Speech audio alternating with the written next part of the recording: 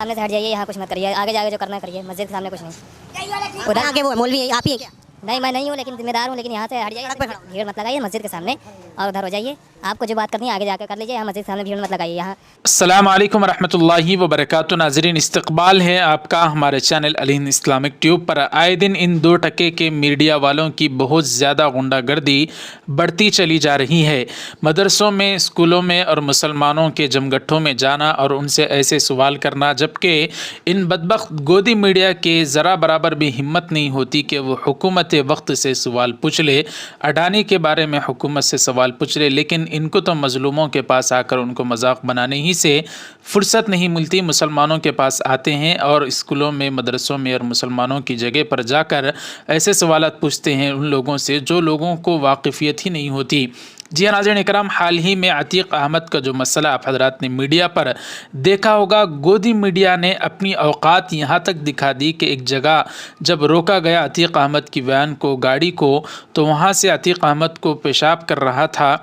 तो नाज़रीन इकराम, उसको भी इन गोदी मीडिया वालों ने अपनी औकात दिखाते हुए उसको भी कवर किया।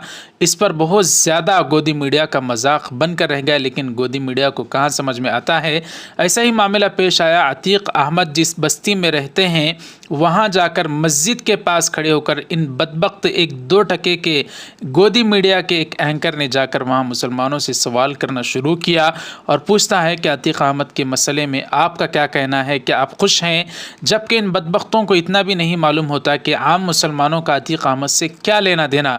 हालांकि आश्रमों में कितने ऐसे बाबाओं को पकड़ा गया और गिरफ्तार किया गया। क्या कोई शख्स जाकर किसी मंदिर के पास, आश्रम के पास खड़े होकर इंटरव्यू लेने लग जाए तो मसला कितना ख़राब कर दिया जाता है, जबकि मुसलमानों को पूरी दुनिया में सबसे ज़्यादा कमज़ोर समझ लिया गया है। इसलिए जो कोई भी आता है मुसलमानों के साथ इस तरह का सलूक करता है।